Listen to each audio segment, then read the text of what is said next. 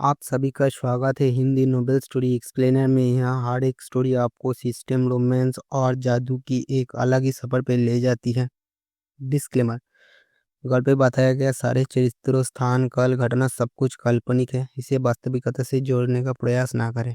अध्याय 131। जमीन पर खड़े लोगों के समूह ने आसमान में खड़े दो लोगों को देखा और उनकी सांसें कमजोर हो गईं। जो लोग हमेशा से यह मानते थे कि हियान संप्रदाय एक घोटाला है, उन्हें इस क्षण एहसास हुआ कि वे गलत थे। सचमुच अमर लोग हैं, उन्हें इसके बारे में सोचने की जरूरत नहीं है। इस तरह की साधना ऊर्जा के साथ कोई भी यह विश्वास नहीं करेगा कि वह व्यक्ति अमर नहीं है। और ये दोनों अमर वास्तव में इस समय पिंगान संप्रदाय में प्रकट हुए। क्या इसका मतलब यह नहीं है कि कल जो फैलाया गया वह सच था? निश्चित रूप से। उन्होंने ये भी सोचा कि शायद यह महज संयोग था। एक अमर व्यक्ति वहां से गुजरा। इसका कल जो वायरल हुआ उससे कोई संबंध नहीं है। जो लोग इसे महज संयोग मानते हैं, वे ये देखने के लिए इंतजार कर रहे हैं कि आकाश में ये दो अमर प्राणी आगे क्या करेंगे।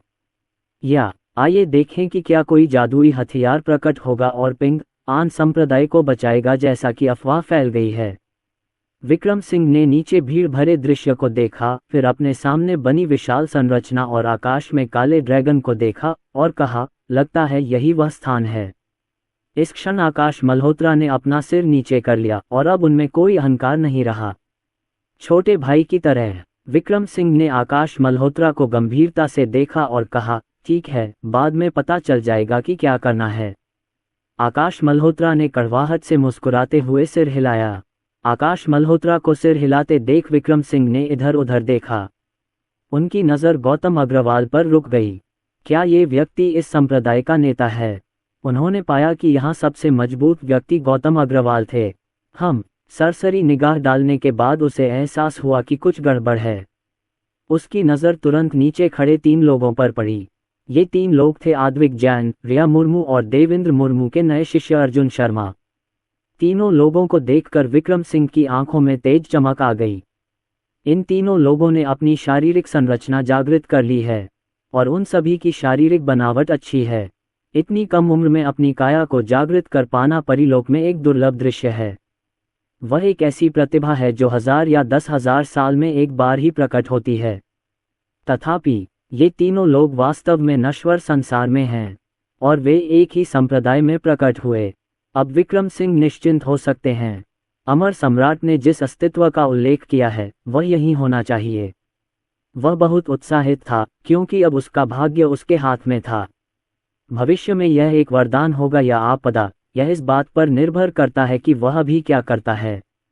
और जब वह उत्साहित था, पलक झपकते ही देवेंद्र मुर्मू उनके सामने आ गए। मैं दो अमर लोगों से मिला हूँ। इस समय देवेंद्र मुर्मू सतर्कता के साथ चिल्लाया, यह उनका संप्रदाय है। इन दोनों लोगों के यहाँ आने के बाद संप्रदाय के नेता के रूप में उनके पास आने के अलावा कोई विकल्प नहीं है। इस समय वह केवल यही आशा कर रहा था कि जादुई हथियार जल्दी आ जाए, अन्यथा उसे बिल्कुल भी भरोसा नहीं होगा। विक्रम सिंह तब दंग रह गए जब उन्होंने देखा कि ये देवेंद्र मुर्मू थे जो आगे आए। आत्मा विच्छेदन चरण में यह व्यक्ति ही इस संप्रदाय का प्रभारी है। आकाश मल्होत्रा ने विक्रम सिंह को वॉइस मैसेज भेजकर कहा, भाई, यह इस संप्रदाय का नेता है। विक्रम सिंह को जब पता चला कि देवेंद्र मुर्मू इस संप्रदाय के नेता हैं, तो उनके चेहरे पर तुरंत मुस्कान आ गई। उन्होंने देवेंद्र मुर्मू को प्रणाम किया और कहा, मेरे ताओवादी साथी, आप बहुत विनम्र हैं। आपको मुझे अमर कहने की जरूरत नहीं है। मेरा नाम विक्रम सिंह है।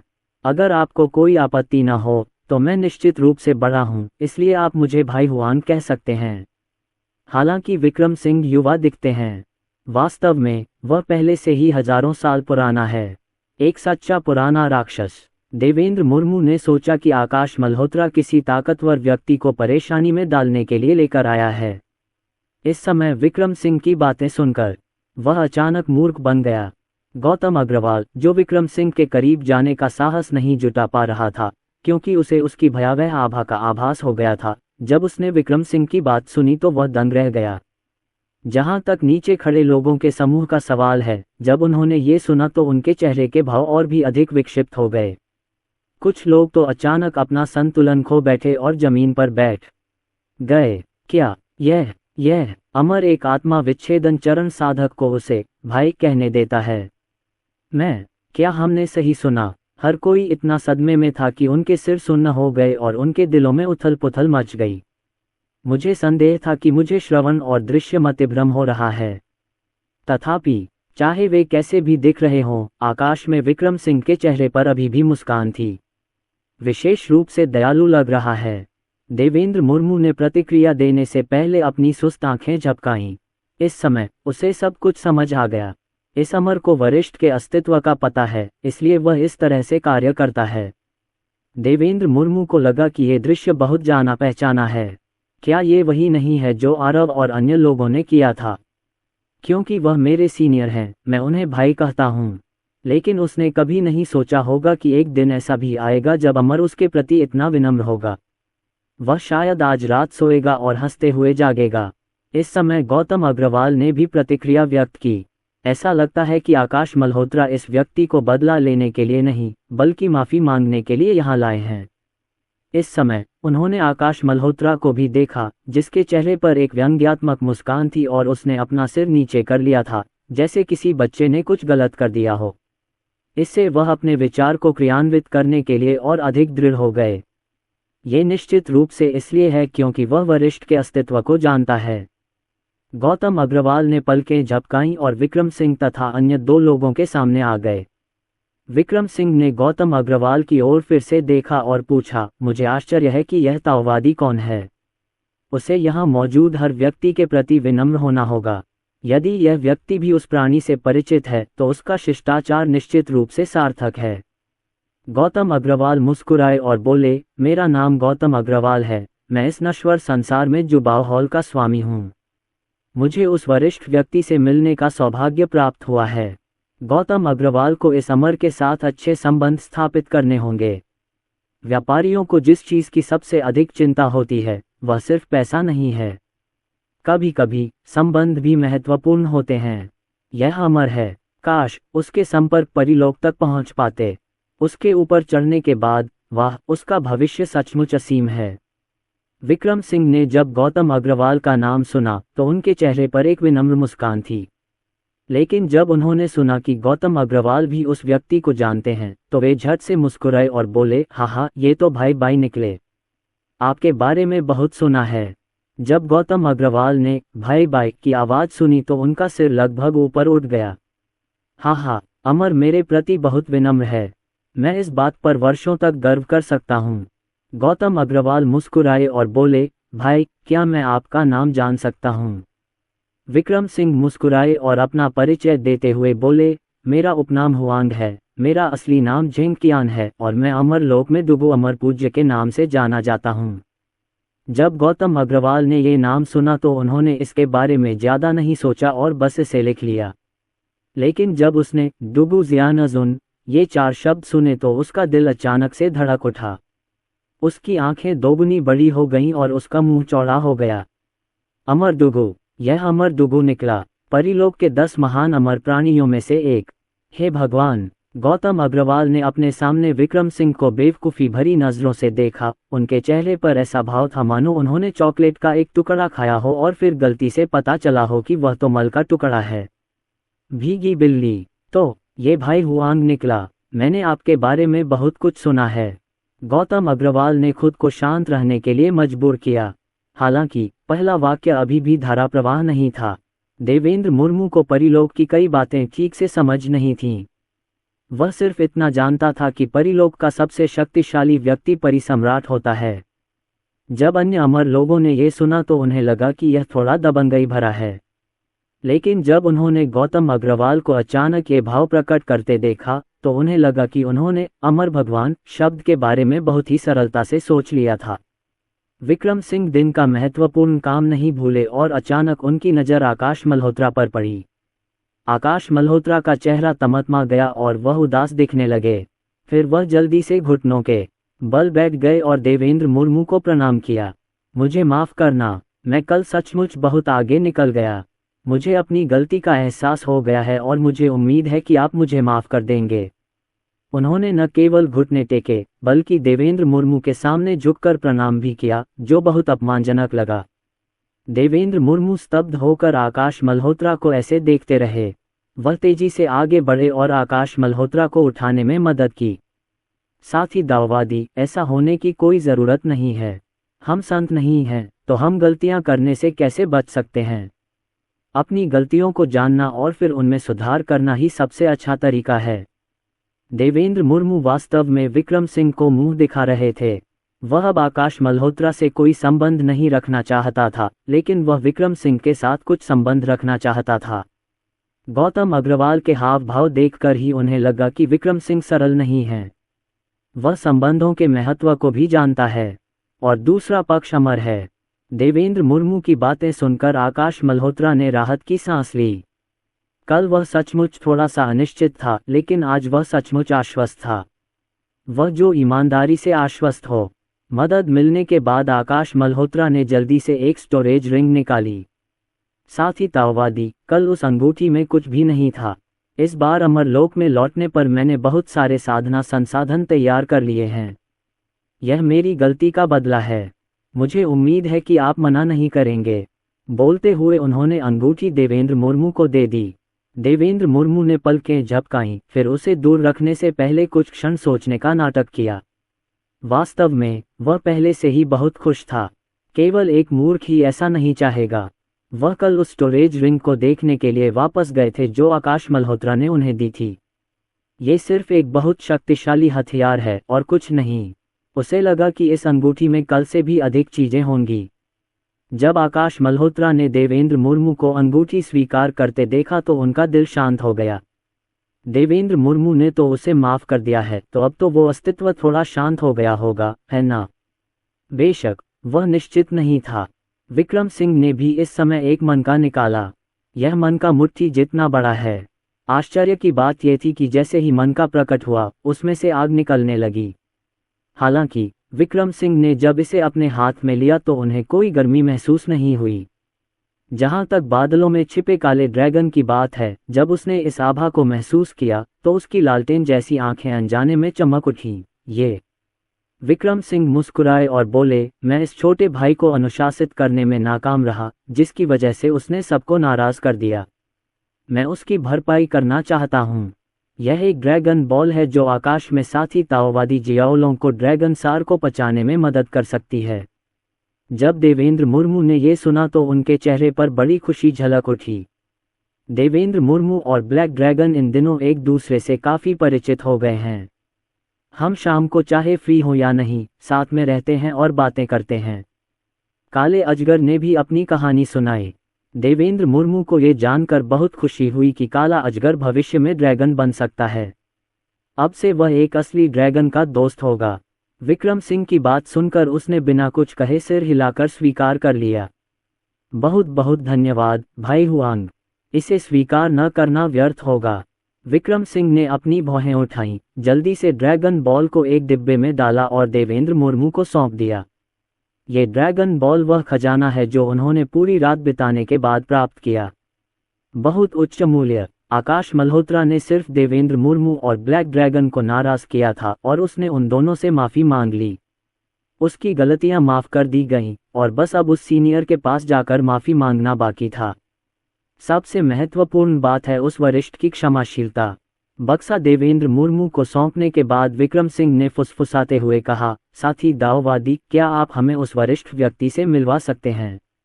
विक्रम सिंह उस समय थोड़ा घबराए हुए थे। भले ही आपको देवेंद्र मुर्मू की माफी मिल जाए, लेकिन जरूरी नहीं कि आपको उस व्यक्ति की माफी भी मिल जाए। आखिरी बार उन्होंने इसे देखा था। इसके अलावा विक्रम सिंह के भविष्य के जीवन में महत्वपूर्ण मोड़ आ जाएगा और उसे इस अवसर का लाभ उठाना होगा। यह अनुरोध सुनकर देवेंद्र मुर्मू एक क्षण के लिए चुप हो गए। उसे समझ नहीं आ रहा था कि उसे विक्रम सिंह को उसके सीनियर से मिलवाना चाहिए या नहीं। इसके बारे में सोचा। उसे लगा कि विक्रम सिंह को साथ न ले जाना थोड़ा अनुचित होगा, आखिर उसे इतनी सारी चीजें मिली थीं। लेकिन अगर मैं इसे अपने साथ ले जाऊंगा तो शायद मेरे वरिष्ठ अधिकारी नाराज हो जाएंगे। ये है, समझ गया। देवेंद्र मुर्मू ने गंभीरता से कहा, सच कहूं तो मुझे नहीं पता कि सीनियर आपसे मिलना चाहते हैं या नहीं। मैं आपको सीनियर के अहाते के गेट तक ले चलता हूं। सीनियर की हिसाब किताब बहुत भयानक है। उन्होंने ज़रूर अंदाज़ा लगा लिया होगा कि आप जाने वाले हैं। अगर सीनियर बाहर चले जाएं या सीधे हमें अंदर आने दें तो हम बाद में अहाते में जाएंगे। लेकिन अगर सीनियर कुछ नहीं बोले या सामने नहीं आए तो मुझे उम्मीद है कि आप उन्हें नाराज़ नहीं करेंगे। देवेंद्र मुर्मू का मानना था कि यह सबसे सुरक्षित विकल्प है। ये सुनकर विक्रम सिंह ने तुरंत झुककर आभार व्यक्त किया। कम से कम यह एक ऐसा अवसर है जिसके लिए देवेंद्र मुर्मू ने संघर्ष किया है। सहमति जताने के बाद देवेंद्र मुर्मू नीचे गए और शौर्य जावेरी तथा अन्य लोगों को निर्देश देने लगे। उन्हें मूल्यांकन और नामांकन जारी रखने दें। मैं अपने सीनियर से मिलने गया और गठन के चारों ओर कुछ लोगों ने अभी तक कोई प्रतिक्रिया नहीं दी है। उन्होंने देवेंद्र मुर्मू की ओर देखा, फिर आसमान में विक्रम सिंह और आकाश मल्होत्रा की ओर देखा। उसकी आंखें अभी भी सदमे से भरी हुई थीं। जो लोग कुछ समय पहले तक यह मानते थे कि हियान संप्रदाय एक घोटाला था, अब उन्हें पता चल गया है कि वे गलत थे। और यह बहुत गलत है। मुझे ऐसा लगा जैसे इस बार किसी अमर ने मेरे चेहरे पर तमाचा मारा हो। इससे पता चला कि कुछ समय पहले तक उनके द्वारा लगाए गए अनुमान मात्र आत्मधार्मिक थे। हियान संप्रदाय वास्तव में एक भयानक अस्तित्व है। इन दो अमर लोगों को देखो। जब उनकी मुलाकात आत्मा विच्छेदन चरण में एक संप्रदाय के नेता से हुई तो उन्होंने उसके साथ शिष्टाचारपूर्वक व्यवहार किया। वह मुझे भाई या साथी ताओवादी कहकर बुलाते रहे। उनमें से एक तो घुटनों के बल झुककर प्रणाम करने लगा। ये संप्रदाय बहुत भयानक है। कुछ लोगों ने ये दृश्य देखा। वे हियान संप्रदाय में शामिल होने की आवश्यकताओं को पूरा करने के लिए पर्याप्त उम्र के हैं। इस समय उन्होंने कोई हिचकिचाहट नहीं दिखाई, निर्णायक रूप से आगे बढ़े और जल्दी से पंक्तिबद्ध हो गए। अरे, ये संप्रदाय तो अमर लोगों के साथ भी ऐसा व्यवहार करता है। यदि आप इसमें शामिल हो जाएं, तो क्या आप भविष्य में आसमान तक नहीं पहुंच जाएंगे? ये बड़ा अवसर हमारे सामने है, केवल मूर्ख ही इसे नहीं लपकेगा। उनमें से कुछ तो 18 वर्ष से अधिक उम्र के थे, लेकिन उन्होंने भी जल्दी से अपनी ध्वनि संचरण जेड पर्चियां निकाल लीं। त्वरित आवाज संचरण। अपने रिश्तेदारों या दोस्तों के बच्चों को जल्दी आने के लिए कहें। शांतिपुर। राघव मेहरा ने नाश्ता करने के बाद कुछ भी नहीं किया था, इसलिए वह धूप सेंकने के लिए आंगन में ही रुक गए। लेकिन तभी सिस्टम ने अचानक उसे संकेत दिया। मिशन पूरा हुआ। ये संकेत सुनकर राघव मेहरा की आंखें चमक उठीं। तस्क तस्क, मिस्टर गोंड की कार्यकुशलता अविश्वसनीय है। कोई रास्ता नहीं, मुझे उन्हें एक अच्छा भोजन खिलाना होगा। राघव मेहरा पैसे लेने के लिए घर वापस गया और कुछ अच्छा खाना खरीदने का फैसला किया। जब देवेंद्र मुर्मू आए तो उनसे रिया मुर्मू और अन्य लोगों को बुलाने के लिए कहें, क्योंकि वह एक अच्छा भोज आयोजित करना चाहते हैं। पैसे लेने के बाद राघव मेहरा बाहर चला गया। लेकिन इस समय सिस्टम की आवाज़ फिर से सुनाई दी। होस्ट को बधाई, आपने 899 टास्क पूरे कर लिए हैं। अगर आप एक और टास्क पूरा कर लें तो सिर्फ 100 टास्क ही बचेंगे। अगला मिशन पूरा करने के बाद सिस्टम अपग्रेड हो जाएगा और अल्टीमेट मोड में प्रवेश करेगा। उस समय होस्ट के पुरस्कार बदल जाएंगे।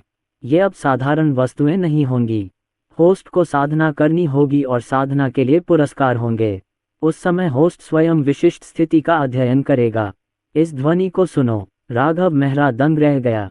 तुरंत वह हैरान दिखे। धिक्कार है, मैंने सचमुच ध्यान से गिनती नहीं की और केवल 101 कार्य शेष हैं। वाह, एक और कार्य पूरा करो और मैं साधना कर लूंगा।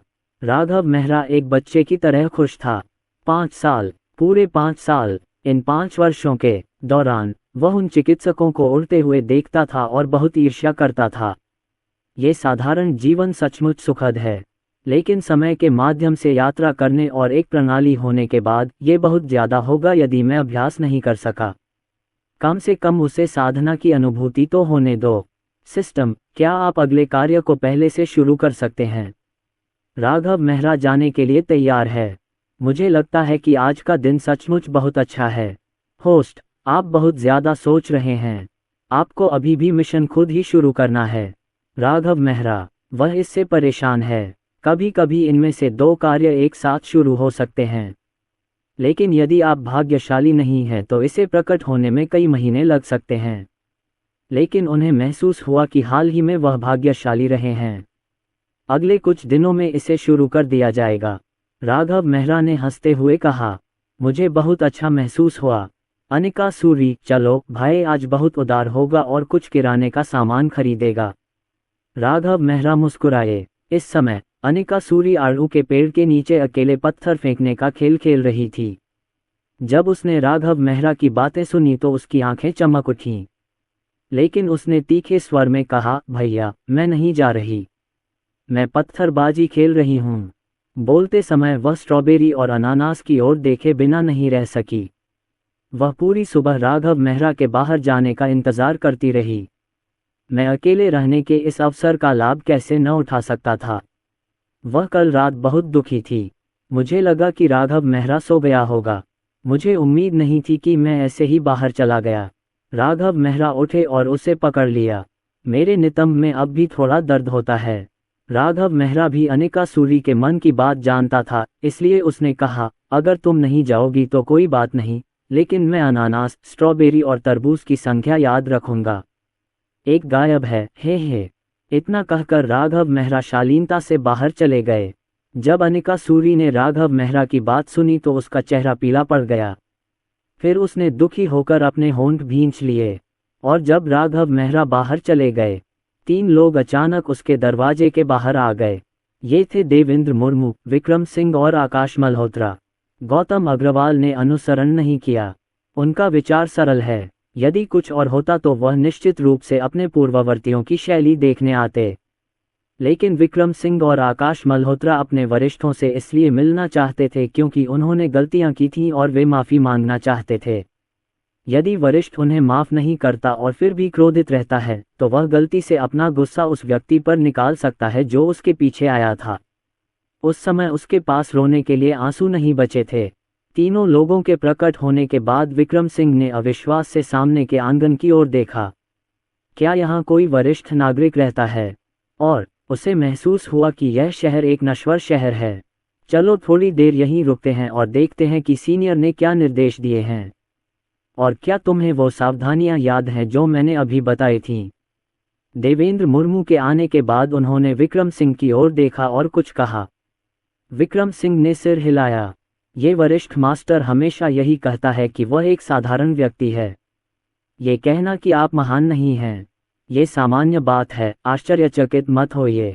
उन्हें बस उसे वरिष्ठ कहना चाहिए। और इसलिए वे तीनों प्रतीक्षा करने लगे। तथापि अगले ही पल दरवाज़ा अचानक खुल गया। विक्रम सिंह के सामने एक सुंदर आदमी प्रकट हुआ। ये देखकर उसकी आंखें अचानक दोगुनी चौड़ी हो गईं। यही बात आकाश मल्होत्रा पर भी लागू होती है। जैसे ही उसने राघव मेहरा को देखा, उसका चेहरा अचानक सदमे से भर गया और उसका शरीर कांप उठा। मेरे सामने वाला आदमी बहुत जवान दिखता है, लेकिन जिस क्षण वह प्रकट हुए, संपूर्ण विश्व ताओ के सिद्धांतों से भर गया। इसके अलावा ताओ की ध्वनि उनके कानों में गूंजती रहती है। क्या ये पौराणिक दाओ बॉडी है? राघव मेहरा ने जैसे ही दरवाजा खोला, दरवाजे पर खड़े देवेंद्र मुर्मू और अन्य 2 लोगों ने अचानक उसे रोक दिया। मिस्टर गोंग, मैंने अभी आपके बारे में सोचा और आप यहाँ हैं। हाँ, आप काओ काओ से भी ज्यादा ताकतवर हैं। देवेंद्र मुर्मू को देखकर राघव मेहरा के चेहरे पर मुस्कान आ गई। देवेंद्र मुर्मू ने वास्तव में उनकी बहुत मदद की। उसे उन्हें अच्छा भोजन कराना था।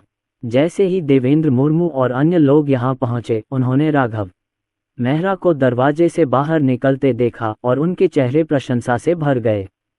वह मुस्कुराया और सिर हिलाया। जहां तक विक्रम सिंह और आकाश मल्होत्रा की बात है तो वे अब राघव मेहरा के भयानक प्रदर्शन से होश में आ चुके थे। जल्दी से झुको, सिर अभी भी हाथों से नीचे है। बहुत सम्मानजनक, नमस्कार वरिष्ठ।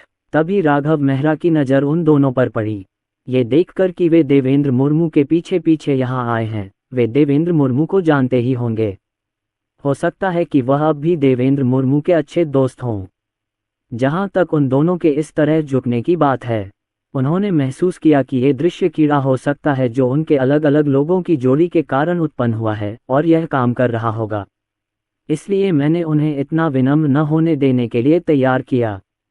लेकिन अगले ही पल उनमें से एक अचानक घुटनों के बल गिर पड़ा। वरिष्ठ महोदय, मुझे सचमुच खेद है, मैं जानता हूं कि मैं गलत था। आकाश मल्होत्रा ने तुरंत जमीन पर घुटने टेक दिए और जोर से प्रणाम किया। विक्रम सिंह भी घुटने के बल बैठ गए और विनती की, वरिष्ठ, मुझे आशा है कि आप मुझे क्षमा कर देंगे। इस क्षण राघव मेहरा के चेहरे की मुस्कान गायब हो गई। यह, आप क्या कर रहे हो?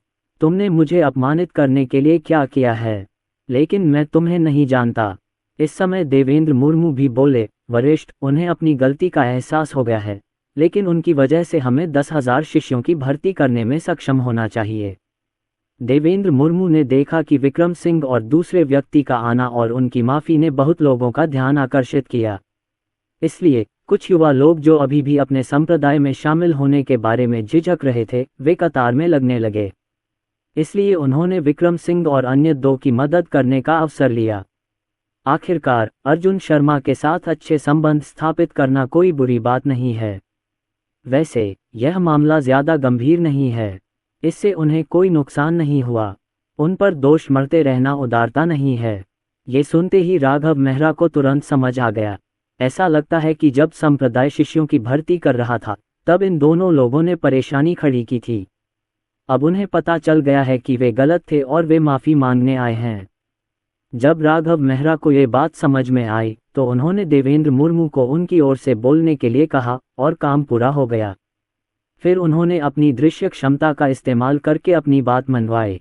अहम, ठीक है, मैं तुम्हें माफ़ कर दूंगा। राघव मेहरा ने अपने हाथ पीछे करके कुछ कहा। इस समय वह एक मास्टर की तरह लग रहा है। ये सुनकर विक्रम सिंह और आकाश मल्होत्रा को राहत महसूस हुई। फिर उन दोनों ने जल्दी से उसे धन्यवाद दिया। वे इस क्षण अत्यंत कृतज्ञ थे और साथ ही उन्होंने कृतज्ञता भरी निगाहों से देवेंद्र मुर्मू की ओर देखा। वे जानते थे कि वरिष्ठ अधिकारी द्वारा उन्हें माफ़ करने का देवेंद्र मुर्मू से बहुत कुछ लेना देना था। पहले तो उन्हें पता ही नहीं था कि यह वरिष्ठ व्यक्ति कितना शक्तिशाली है। वरिष्ठ को उनके आगमन की भविष्यवाणी करते और दरवाजे पर प्रकट होते देखने के बाद तथा वरिष्ठ का भयानक रूप देखकर उन्होंने वरिष्ठ के बारे में अपने विचार ताज़ा कर लिए।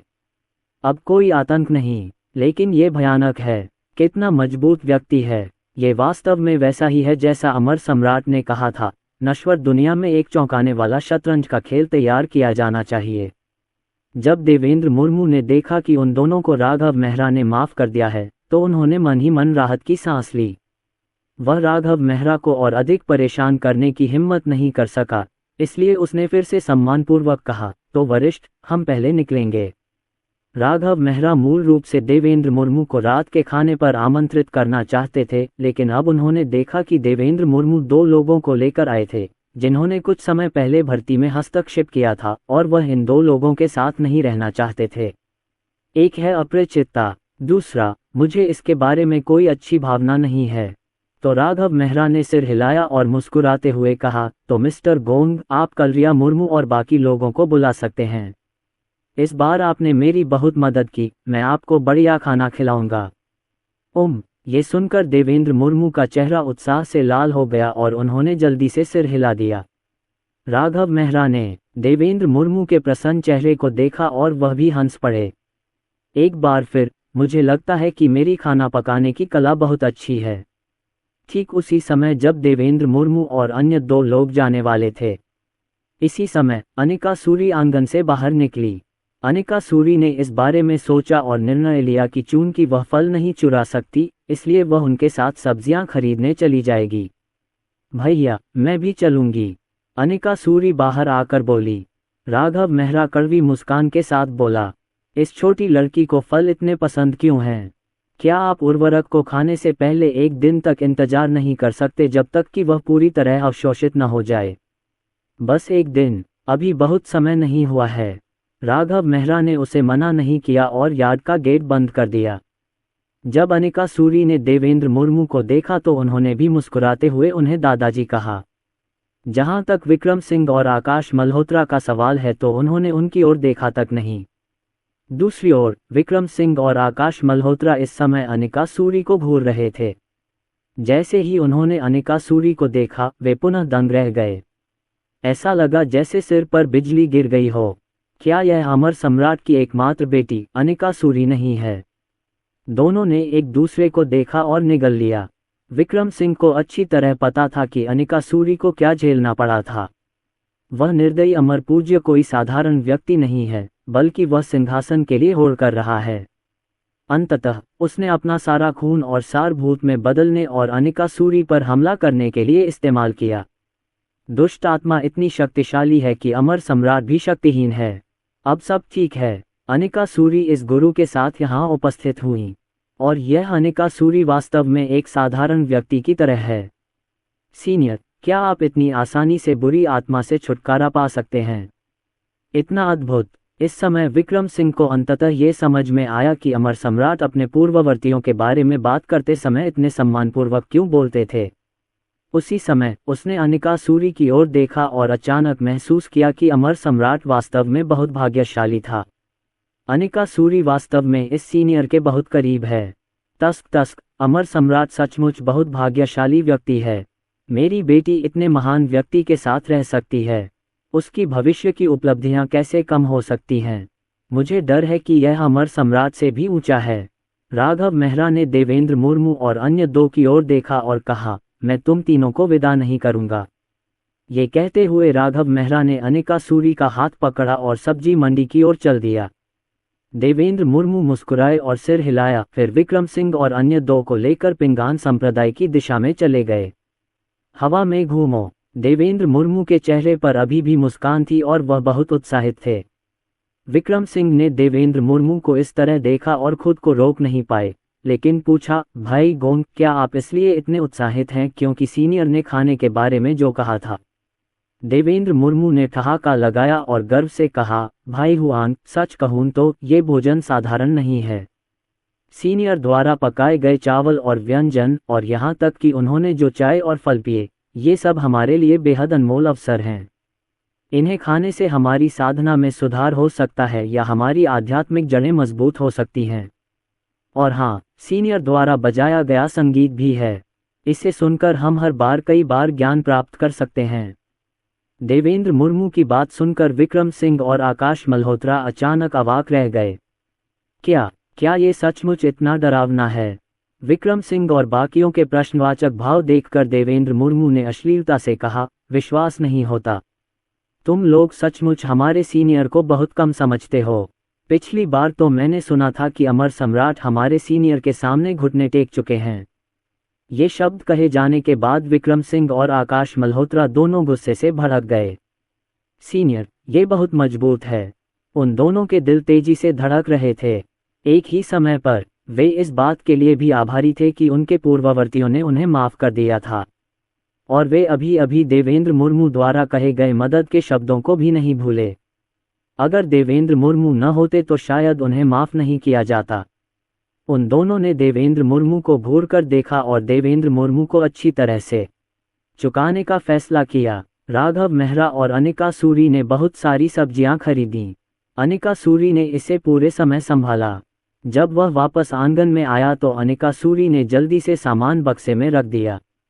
हाथ धोने के बाद उसने राघव मेहरा को घूरते हुए क्रेडिट मांगा, भैया, क्या अब हम स्ट्रॉबेरी खा सकते हैं? अभी अभी अनिकासुरी और राघव मेहरा में एक सौदा हुआ। वह सारा सामान वापस ले आए और राघव मेहरा ने उसे स्ट्रॉबेरी खाने का वादा किया। राघव मेहरा असहाय होकर बोले, ये केवल एक ही है और इसे साफ करने की जरूरत है। अनिकासुरी की आंखें चमक उठीं और वह बाहर भाग गई। एक उठाओ और उसे जल्दी से धो लो। खाना खाते समय वह जल्दी में नहीं थी, बल्कि थोड़ा थोड़ा करके खाती थी। जब वह खाना खा रही थी तो उसकी अभिव्यक्ति बहुत प्यारी थी। मैं उत्साहित थी और इसका आनंद ले रही थी, लेकिन साथ ही मुझे ऐसा भी लग रहा था कि यह पर्याप्त नहीं है, और मैं असहज महसूस कर रही थी क्योंकि मेरा मुंह फूला हुआ था। राघव मेहरा मुस्कुराए और अपना सिर हिलाया, और अभी इसी क्षण सिस्टम ने अचानक एक और ध्वनि उत्पन्न की, नए कार्य उपलब्ध। ओम। राघव मेहरा अचानक उठ खड़ा हुआ, उसका चेहरा सदमे से भर गया। सिस्टम, मुझे गलत नहीं सुनना चाहिए था। राघव मेहरा को ये कैसे पता नहीं चला कि उसका चेहरा इतना पीला था। नया मिशन, 3 महीने के अंदर एक जान बचाओ। अगर मिशन तय समय में पूरा नहीं हुआ तो मेजबान को इसके नतीजे पता चल जाएंगे। नया टास्क सुनकर राघव मेहरा की आंखें चमक उठीं। यह मिशन काफी सरल है। हो सकता है कि उसने धोखा देने के लिए किसी को किराए पर रखा हो। मान लीजिए कोई व्यक्ति आत्महत्या कर लेता है तो वह उसे बचाने चला जाता है, लेकिन जैसे ही उसने सोचना समाप्त किया, ऐसा लगा जैसे सिस्टम को पता था कि वह क्या सोच रहा था। इस समय जेजे को धोखा देना आधा छोटा है, इसे कार्य पूरा करने के रूप में नहीं गिना जाता है, राघव मेहरा। ये थोड़ा कठिन है, लेकिन ये बहुत कठिन नहीं है। शांतिपुर के पास एक नदी है। अब गर्मी का मौसम था और मौसम गर्म और आर्द्र था। कई बच्चे तैराकी करते हैं। यदि वह वहां चला जाए तो वह डूबते हुए बच्चे को बचा सकेगा। या फिर आप क्लिनिक में जाकर देवेंद्र मुर्मू और अन्य लोगों से कुछ उपचारात्मक गोलियां उधार ले सकते हैं और उन्हें किसी भी गंभीर रूप से घायल व्यक्ति को दे सकते हैं। क्या सिर्फ इतना करना ही पर्याप्त नहीं है? बहुत अच्छा, हम यही करने की योजना बना रहे हैं। राघव मेहरा ने रणनीति तय करने के बाद धुन बजाना शुरू किया। इस कार्य को पूरा करने के बाद उसने कुछ साधना हासिल कर ली है, ये बहुत अच्छी बात है। अब जब मेरे पास साधना है तो मुझे बाहर जाकर अपनी किस्मत आजमानी होगी। पहले क्योंकि मेरे पास कोई साधना नहीं थी, मुझे हमेशा बाहर बेवजह मरने का डर लगा रहता था। अब जब मेरे पास साधना है तो मैं बहुत अधिक निश्चिंत महसूस करता हूँ। राघव मेहरा ने हंसते हुए कहा, इस कार्य की समय सीमा 3 महीने है, इसलिए वह जल्दबाजी में नहीं है। जब देवेंद्र मुर्मू और अन्य लोग खाना खाने आएंगे तो मैं उन्हें कुछ गोलियां उधार देने की कोशिश करूंगा। देवेंद्र मुर्मू और विक्रम सिंह संप्रदाय में वापस आ गए। इस समय नीचे अभी भी बहुत से लोग कतार में खड़े हैं। आकाश में फिर से भयावह आभा का आभास होने पर संरचना के अंदर और बाहर मौजूद सभी लोगों को सांस लेने में कठिनाई होने लगी। देवेंद्र मुर्मू पहले ही विक्रम सिंह की मदद कर चुके थे और उन्होंने जवाब दिया, भाई हुआन सीनियर शांत हो गए हैं। आपकी क्या योजना है? विक्रम सिंह ने कड़वाहट से मुस्कुराते हुए कहा, दरअसल मुझे नहीं पता कि आगे क्या करना है। मैं पहले परिलोक लौट सकता हूं और थोड़ी देर बाद वापस आ सकता हूं। विक्रम सिंह वास्तव में राघव मेहरा के साथ अच्छे संबंध स्थापित करना चाहते थे, लेकिन वह जानता था कि इस समय उनका रिश्ता अभी भी थोड़ा अजीब है। मैं कुछ समय बाद ही इस व्यक्ति के प्रति सम्मान प्रकट करने के लिए वापस आ सकता हूं। देवेंद्र मुर्मू ने सिर हिलाया और विनम्रता से कहा, तो मैं आपको विदा नहीं करूंगा। अगली बार जब आप धरती पर आएं, तो मेरे पास आकर ड्रिंक कर सकते हैं और मेरे साथ बातें कर सकते हैं। विक्रम सिंह अब विचलित अवधि में देवेंद्र मुर्मू को एक सामान्य व्यक्ति नहीं मानते थे। इसके अलावा देवेंद्र मुर्मू ने अभी अभी उस व्यक्ति के सामने उनके लिए बात की थी और अब वे देवेंद्र मुर्मू को अपना अच्छा मित्र मानते थे। ठीक है, चलो किसी दिन साथ में पीते हैं और बातें करते हैं, विक्रम सिंह ने मुस्कुराते हुए कहा। ये कहने के बाद उन्होंने अचानक नीचे देखा और देवेंद्र मुर्मू को एक और उपहार देने का फैसला किया। वह नीचे खड़े सभी लोगों को ऐसे देख रहा था मानो वह पूरी दुनिया का मालिक हो। आज से मैं पिंग आन संप्रदाय की रक्षा करूंगा। जो कोई भी पिंग आन संप्रदाय को छूने की हिम्मत करेगा, उसे नश्वर संसार छोड़ने पर मजबूर कर दिया जाएगा। ध्वनि चारों ओर गूंज उठी। बहरा कर देने वाला। लोगों के एक समूह ने इस शक्तिशाली व्यक्ति की बातें सुनी और उनके चेहरे अनायास ही पीले पड़ गए।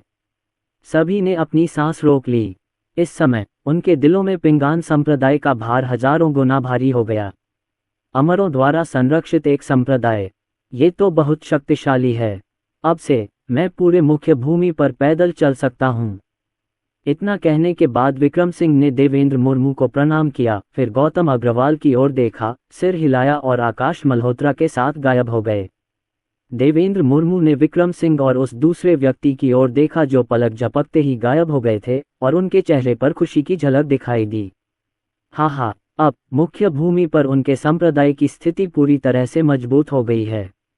ये निश्चित रूप से तियानजुन टॉवर जैसी शीर्ष ताकतों को टक्कर दे सकता है।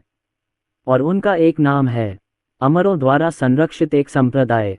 यद्यपि समग्र शक्ति कमजोर है, फिर भी उसके पीछे अनगिनत शक्तिशाली प्राणी खड़े हैं। भविष्य में कौन आगे बढ़ने का साहस करेगा? देवेंद्र मुर्मू ने नीचे देखा और स्थिति का फायदा उठाते हुए ऊंची आवाज में बोले, मेरा मानना है कि बहुत से लोग नहीं जानते कि हमारे पिंगान संप्रदाय ने ये नाम क्यों चुना। वास्तव में शांति शब्द का अर्थ सरल और सीधा है।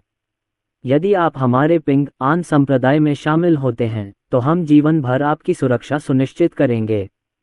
प्रतिभाशाली लोगों को सबसे ज्यादा किससे डर लगता है? उन्हें अकाल मृत्यु का डर होता है। मैं पिंग आन संप्रदाय के नेता की शपथ लेता हूं कि हमारे पिंग आन संप्रदाय में आप पुनर्तः सुरक्षित रहेंगे। चाहे आपका शत्रु अमर ही क्यों न हो, जब तक आप हमारे पिंग आन संप्रदाय में शामिल होते हैं, मैं आपकी सुरक्षा सुनिश्चित करूंगा। जोश से बोलते हुए देवेंद्र मुर्मू ने अपना मुंह ऊपर उठाया, चकमा दिया और जमीन पर गिर पड़े। आपने कितने शिष्य स्वीकार किए हैं? देवेंद्र मुर्मू ने शौर्य जावेरी से पूछा। शौर्य जावेरी ने कहा, 15,000 लोग। ठीक है, शिष्यों की भर्ती तुरंत बंद करो। जाओ और उनसे कहो कि हम हर 3 महीने में केवल 1,000 शिष्यों की भर्ती करेंगे। देवेंद्र मुर्मू ने आंखें सिकोड़ते हुए कहा। वह अपने पीछे कतार में खड़े लोगों को नहीं भूले। उनमें से ज्यादातर लोगों ने शुरू में सोचा था कि उनका संप्रदाय एक घोटाला है। यदि ऐसा है तो फिर हम आपको संप्रदाय में शामिल क्यों होने देंगे? जो शिष्य उनमें विश्वास करते थे और शुरू से ही संप्रदाय में शामिल हो गए थे, उन्होंने अच्छी तरह प्रशिक्षित करने का निर्णय लिया। उसने बस आकाश मल्होत्रा द्वारा दी गई स्टोरेज रिंग को देखा। तस्क तस्क, अंदर खेती के संसाधन भयावह रूप से असंख्य हैं। जो लोग अभी भी कतार में खड़े थे, वे सभी तब दंग रह गए जब उन्हें अचानक पता चला कि कंपनी ने शिष्यों को स्वीकार करना बंद कर दिया है। थोड़ी देर के लिए वहां व्यापक दुख था। कई लोगों ने अचानक वानर देव के चेहरे पर थप्पड़ मारे। हर समय गाली देना। मैंने अपने आप को कोसा कि मैं पहले ही कतार में नहीं खड़ा हुआ। और जो लोग सफलतापूर्वक संप्रदाय में शामिल हो गए, कई लोगों को वापस जाते देख मुझे राहत महसूस हुई। पहले तो उन्होंने लोगों को खुद को बेवकूफ़ कहते भी सुना। इस क्षण उन्हें अंततः यह महसूस हुआ कि वे मूर्ख नहीं थे। जब देवेंद्र मुर्मू ने सब कुछ तय कर लिया तो उन्होंने संप्रदाय के वरिष्ठों से नए शिष्यों को व्यवस्थित करने को कहा। उन्होंने रिया मुर्मू और अन्य लोगों को एक साथ इकट्ठा किया। चलो कल दोपहर को हम दोनों सीनियर के घर चलते हैं, वह हमें खाना खिलाएंगे। खुशखबरी सुनाने के बाद देवेंद्र मुर्मू के चेहरे पर मुस्कान आ गई। जब रिया मुर्मू और अन्य लोगों ने ये खबर सुनी तो उनकी आंखें चमक उठीं। सीनियर, क्या आप उन्हें एक और मौका देंगे? ठीक तभी गौतम अग्रवाल और अद्विक जैन देवेंद्र मुर्मू और अन्य के समक्ष पेश हुए। गौतम अग्रवाल मुस्कुराए और बोले, भाई गोंग, अब से जियाओ चुन आपको सौंप दिया जाएगा। देवेंद्र मुर्मू मुस्कुराए और सिर हिलाया। अद्विक जैन अत्यंत प्रतिभाशाली हैं, इसलिए वह उन्हें आसानी से अपना शिष्य स्वीकार नहीं कर पाते। आखिरकार गौतम अग्रवाल अद्विक जैन को पढ़ाने के लिए अधिक योग्य हैं। हालांकि वह गौतम अग्रवाल की बात भी समझ रहे थे। शायद वह चाहते थे कि अद्विक जैन यहीं रहें और अपने सीनियर से ज्यादा संपर्क में रहें। गौतम अग्रवाल ने अद्विक जैन को पुनः कुछ निर्देश दिए और अलविदा कहकर चले गए। शांतिपुर। राघव मेहरा भी लंच के बाद बोर हो गए थे। अंततः मैंने मिशन के लिए क्लिनिक जाने का निर्णय लिया। शांतिपुर में केवल एक ही क्लिनिक है। डॉक्टर वही बूढ़ा आदमी था जिसने कुछ समय पहले अनिका सूरी का इलाज किया था। बूढ़े आदमी, आप बिल्कुल स्वतंत्र हैं। राघव मेहरा क्लिनिक में गए, जो काफी बड़ा था, लगभग उनके आंगन जितना बड़ा। अंदर आकर राघव मेहरा ने पाया कि यहाँ एक ऊँटते हुए डॉक्टर और एक बूढ़े डॉक्टर के अलावा कोई नहीं था जो कुछ भी नहीं कर रहा था। राघव मेहरा की बात सुनकर डॉक्टर हैरान रह गए। मैं अपने दिल में सोच रहा हूँ, कुछ खाली समय मिलना अच्छा है। इसका मतलब यह है कि कोई भी बीमार नहीं है। कौन सा डॉक्टर व्यस्त रहना पसंद करता है? मिस्टर मेहरा, आप यहाँ क्यों हैं? क्या छोटी बच्ची फिर से बीमार है?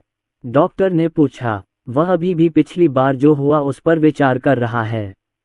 वह कई वर्षों से डॉक्टर हैं और उन्होंने कभी ऐसे लक्षण नहीं देखे। अभी कुछ देर पहले उसे तेज बुखार था, उसका माथा इतना गर्म था कि हथेली जल जाती थी और वह तले हुए अंडे भी खा सकता था। लेकिन अगले ही पल कुछ नहीं हुआ। थोड़ी देर बाद उसे अचानक फिर से तेज बुखार आ गया। ये सचमुच अजीब है। राघव मेहरा ने सिर हिलाते हुए कहा, नहीं, वह अच्छा खाती है, अच्छा पीती है और अभी भी ऊर्जा से भरपूर है। मैं यहाँ सिर्फ देखने आया था। एक नज़र देख लो। मिस्टर मेहरा, क्या आप बीमार हैं? डॉक्टर ने पलकें झपकाकर पूछा। उनके लिए देखना शब्द का अर्थ है डॉक्टर को देखना। राघव मेहरा एक क्षण के लिए स्तब्ध रह गए, फिर अजीब तरह से सिर हिलाते हुए बोले, नहीं। उन्हें ये कहना शर्मनाक लगा कि वे क्लिनिक में ये देखने आए थे कि क्या कोई गंभीर रूप से घायल है या मर रहा है। डॉक्टर लोगों के हाव भाव को अच्छी तरह से समझ लेते थे और उन्होंने राघव मेहरा के चेहरे पर शर्मिंदगी की झलक पकड़ ली। वह समझ, अच्छा ऐसा है। श्री मेहरा, क्या वे गुर्दे की कमी से पीड़ित हैं? चुपके से डॉक्टर से मिलने आओ। शर्मिंदगी का ये सूक्ष्म संकेत इसका सबूत है। डॉक्टर खांसते हुए बोले, मिस्टर मेहरा, मुझे पता है आप यहाँ क्यों हैं। आइए और बैठिए, मैं पहले आपकी नब्ज देखूंगा। दरअसल पुरुषों में किडनी की कमी होना बिल्कुल सामान्य बात है। आपको मुझ पर भरोसा करना होगा। मेरा नाम डॉक्टर वैद्य है और मेरा उपनाम डॉक्टर वैद्य है। किडनी की बीमारी के क्षेत्र में अगर मैं कहूं कि मैं किसी से कम नहीं हूं, तो कोई भी प्रथम स्थान का दावा करने की हिम्मत नहीं करेगा। मैं आपको ठीक होने में मदद कर सकता हूं। राघव मेहरा ने गर्व भरे भाव और मुस्कुराहट के साथ डॉक्टर के चेहरे की ओर देखा और काफी देर तक कोई प्रतिक्रिया नहीं दी। नहीं, बूढ़े आदमी, क्या तुमने कोई गलती की? किडनी का खजाना लौटाएं। क्या मैं किसी ऐसे व्यक्ति जैसा दिखता हूं जिसे किडनी की कमी है? राघव मेहरा अवाक रह गए और उनके मुंह के कोने सिकुड़ गए। जब डॉक्टर ने देखा कि राघव मेहरा अपनी नब्ज जांचने के लिए आने में बहुत शर्मिंदा है और उसके चेहरे पर लाचारी झलक रही है, तो वह पास गया और राघव मेहरा को अपने पास खींच लिया। चलते चलते उन्होंने कहा, आजकल के युवा सचमुच यह नहीं समझते कि अपनी सेहत कैसे बनाए रखें। वे सोचते हैं कि जवानी में वे खूब खर्च कर सकते हैं, लेकिन उन्हें यह एहसास नहीं होता कि बुढ़ापे में तमाम तरह की समस्याएं खड़ी हो जाएंगी। पिछली बार मैं एक किसान से मिला था। तस्क तस्क, वह इतना कमज़ोर था कि उसके पैर कमज़ोर लग रहे थे, उसकी नज़र धुंधली थी और वह बार बार घुटनों के बल गिर रहा था। ये सुनकर राघव मेहरा दंग रह गया। आप जिन लोगों की बात कर रहे हैं वे अर्नव कश्यप या देवेंद्र मुर्मू नहीं हैं।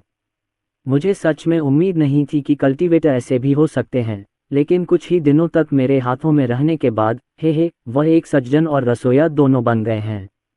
हे खास तौर पर मिस्टर मेहरा भी एक आदमी हैं, आपको समझना चाहिए, है ना? जब राघव मेहरा ने ये सुना तो उसके मुंह का कोना सिकुड़ गया। बूढ़े आदमी, आप बहुत ईमानदार दिखते हैं, लेकिन मुझे उम्मीद नहीं थी कि आप एक अनुभवी ड्राइवर होंगे। राघव मेहरा कुर्सी पर बैठ गया। डॉक्टर की हालत इतनी गंभीर देखकर उसने डॉक्टर को अपनी नब्ज देखने देने का फैसला किया। खांसी, यदि आप सचमुच कमजोर हैं, तो आपको सचमुच अपनी ताकत बढ़ाने की जरूरत है। डॉक्टर ने ध्यान से राघव मेहरा की नब्ज देखी और फिर भौहें चढ़ाने लगे। राघव मेहरा का दिल धड़क उठा। अरे नहीं, ये वास्तव में खाली नहीं हो सकता, है ना? ये सही नहीं है, मिस्टर मेहरा, आपकी हालत बहुत अच्छी है। हालांकि आपकी हालत मुझसे थोड़ी ज्यादा खराब है, लेकिन आप एक सामान्य व्यक्ति से काफी बेहतर हैं। डॉक्टर ने गंभीरता से कहा।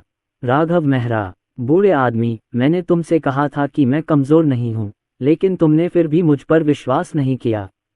इसके अलावा अभी आपने जो कहा उससे आपका क्या मतलब था? आपसे थोड़ा बदतर। तब डॉक्टर को एहसास हुआ कि उन्होंने गलत समझा था और वे अजीब तरह से मुस्कुराए। और राघव मेहरा को प्रश्नवाचक दृष्टि से देखते हुए वह समझ गया कि राघव मेहरा क्या सोच रहा है। मिस्टर मेहरा, कृपया मुझ पर शक न करें। मैं सचमुच आपसे ज्यादा ताकतवर हूँ। सच कहूँ तो मैंने आज तक किसी औरत को छुआ तक नहीं।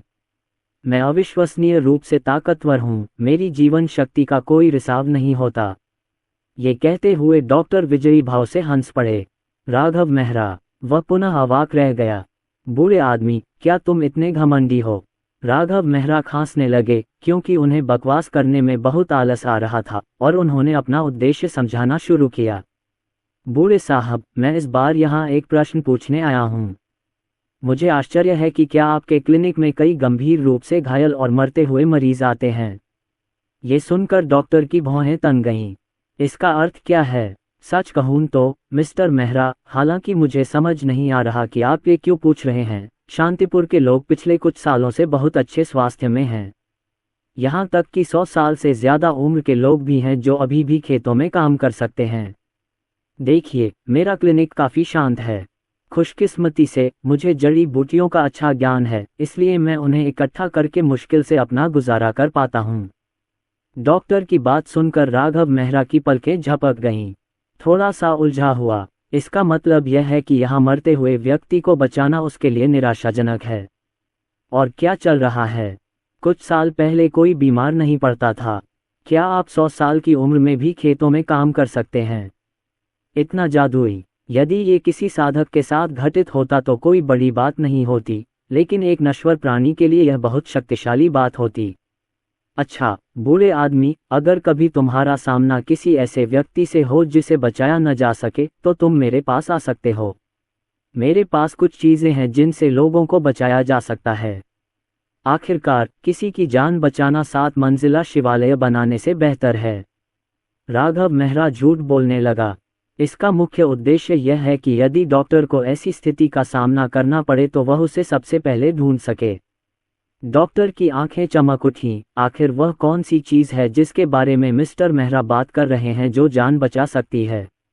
राघव मेहरा ने कड़वाहट से मुस्कुराते हुए अपना सिर हिलाया। बूढ़े साहब, यह मेरा रहस्य है, मैं आपको नहीं बता सकता। डॉक्टर ने फिर आह भरी और सिर हिलाते हुए कहा, ठीक है, कोई बात नहीं। अगर तुम्हें कोई ऐसा व्यक्ति मिले जिसे मैं नहीं बचा सकता, तो जाकर मिस्टर मेहरा को ढूंढ लेना। राघव मेहरा मुस्कुराया और सिर हिलाया, फिर जल्दी से अपनी जेब से चांदी के कुछ टुकड़े निकाले और डॉक्टर के हाथ में थमा दिए।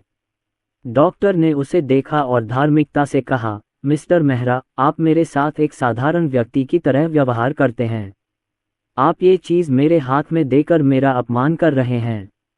राघव मेहरा सामान्य ज्ञान को बहुत अच्छी तरह समझते थे और उन्होंने ये भी देखा कि डॉक्टर के कपड़ों में कुछ छेद थे। जाहिर है, जीवन थोड़ा कठिन है।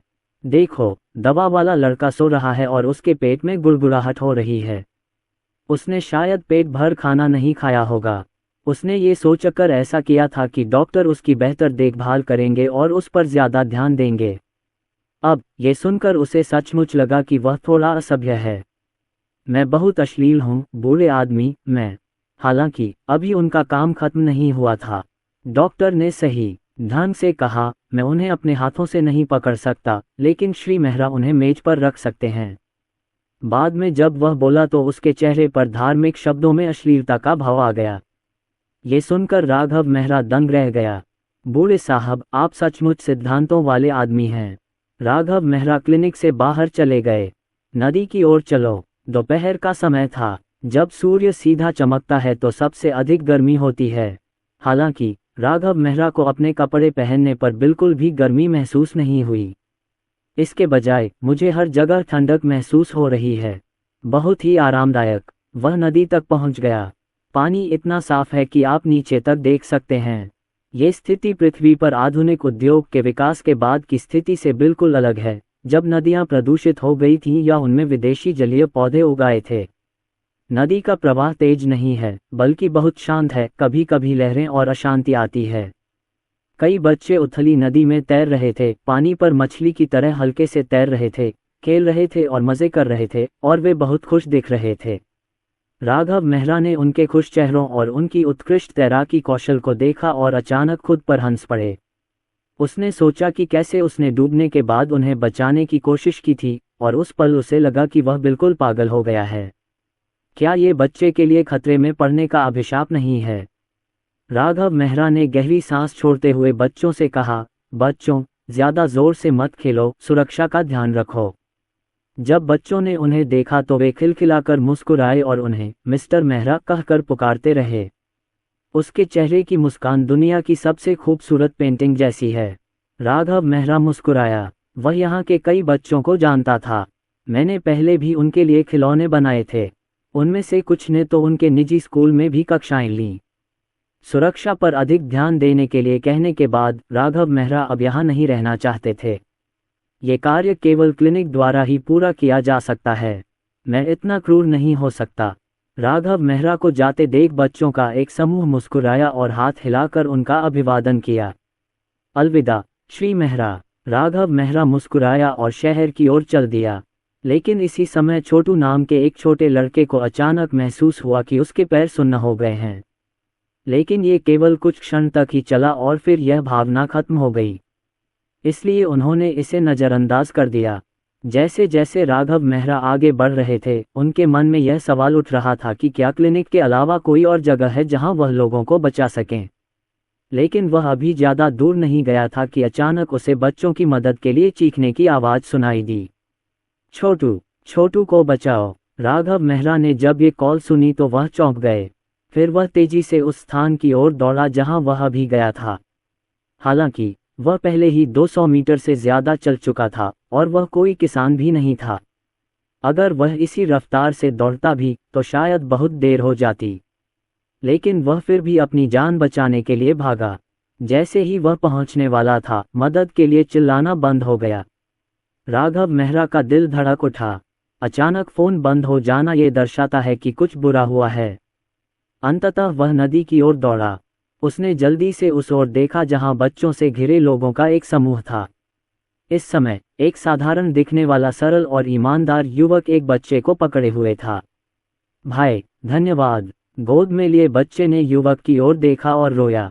वह लगभग पानी की गहराई में डूब गया था, लेकिन सौभाग्य से इस भाई सूरज ने उसे ऊपर खींच लिया। लेकिन इस समय अन्य बच्चों के भाव अलग थे। तारों भरी आंखें। भाई, क्या तुम अमर हो? एक के बाद एक बच्चे ने उत्साह से पूछा। उन्होंने अभी अभी का दृश्य स्पष्ट रूप से देखा। बड़ा भाई आकाश से नीचे आया, पानी में कूदा और अपने साथियों को बचा लिया। वह युवक अर्जुन शर्मा था। वह हंसा और बोला, अभी तक तो अमर भी नहीं हुआ। लेकिन बच्चों के समूह को इस पर विश्वास नहीं हुआ और वे उस ईमानदार युवक को ऐसे देखने लगे जैसे वह कोई आदर्श हो। राघव मेहरा ने राहत की सांस ली जब उन्होंने देखा कि सभी लोग ठीक हैं। इस समय वह भी ईमानदार युवक को घूर रहा था और बच्चों को उसे अमर कहते हुए सुन रहा था। वह एक किसान होना चाहिए। ईमानदार युवक ने भी राघव मेहरा की निगाहें महसूस की और उसकी ओर देखा। पर अगर उसने न देखा होता तो भी ठीक था। जब उसने राघव मेहरा को देखा तो एकदम दंग रह गया, मानो बिजली गिर गई हो। इस समय उसकी नज़रों में राघव मेहरा भगवान की तरह खड़ा था।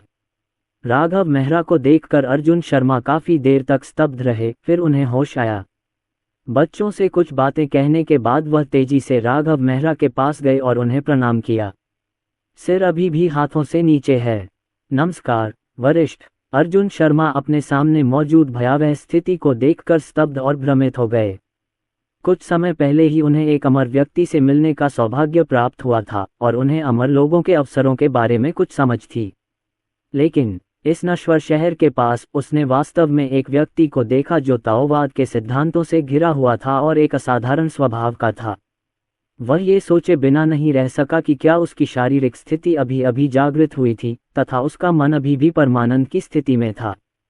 तुम्हें पता है, उसके सामने का अस्तित्व उसे उन दो अमर प्राणियों से भी अधिक भयावह एहसास दे रहा था। और यही कारण है कि वह यहाँ आए।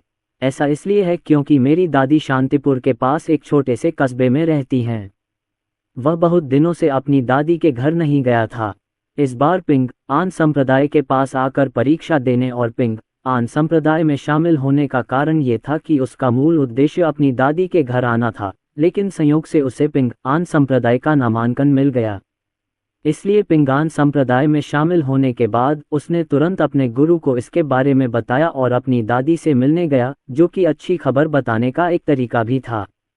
संप्रदाय में वापस लौटने से पहले रात होने तक प्रतीक्षा करें। आखिरकार यात्रा ज्यादा दूर नहीं है, लेकिन उन्होंने वास्तव में यह उम्मीद नहीं की थी कि यहाँ उड़ान भरते समय उनका सामना डूबते हुए बच्चे से होगा। बच्चे को बचाने के बाद मुझे एक भयावह अस्तित्व का सामना करना पड़ा। कुछ तो गड़बड़ है। अगर यह भयानक अस्तित्व हमेशा से यहाँ रहा है तो इस बच्चे को बचाए बिना छोड़ा ही नहीं जा सकता।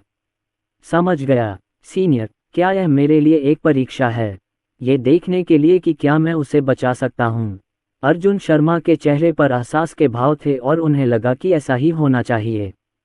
इस समय राघव मेहरा ने अर्जुन शर्मा को तेजी से आगे बढ़कर सलामी देते हुए देखा और उन्होंने निष्कर्ष निकाला कि उनका दृश्य बग, जो अनियमित रूप से विभिन्न लोगों को प्रभावित करता था, सक्रिय हो गया था। उसने सहमति में सिर हिलाया। फिर वह मुस्कुराया और बोला, छोटे भाई, मैं छोटू की ओर से तुम्हें धन्यवाद देता हूँ। राघव मेहरा अर्जुन शर्मा का बहुत आभारी था। अगर छोटू को कुछ हो जाता तो शायद उसे बहुत ग्लानि होती। आखिरकार कुछ समय पहले ही वह किसी के डूबने के बारे में सोच रहा था। अर्जुन शर्मा ने तुरंत कहा, ये तो बस केक का एक टुकड़ा है। राघव मेहरा ने सिर हिलाया, ये सोचते हुए कि यदि हर चिकित्सक अर्जुन शर्मा की तरह हो जाए तो दुनिया एक अच्छी जगह होगी। इस समय जब बच्चों ने राघव मेहरा को फिर से देखा तो वे फिर से चिल्लाने लगे। मिस्टर मेहरा, बच्चों के एक समूह ने हाथ हिलाकर जयकारे लगाए। राघव मेहरा ने उन पर मुस्कुराया और ये देखकर कि डूबने के बाद जियोची का चेहरा पीला पड़ गया था, वह उनके पास गया और महसूस किया कि उसे जियोची को क्लिनिक ले जाना चाहिए। अर्जुन शर्मा को समझ नहीं आ रहा था कि इस वक्त राघव मेहरा से क्या कहे। राघव मेहरा को बच्चों की तरफ आते देख वो बस झुककर अलविदा कह पाए। वरिष्ठ, मुझे कुछ और काम है, इसलिए मैं पहले विदा लेता हूँ। राघव मेहरा ने सिर हिलाया, फिर मुस्कुराया और बोला, जब आपके पास समय हो तो आप मुझे ढूंढने शांतिपुर आ सकते हैं।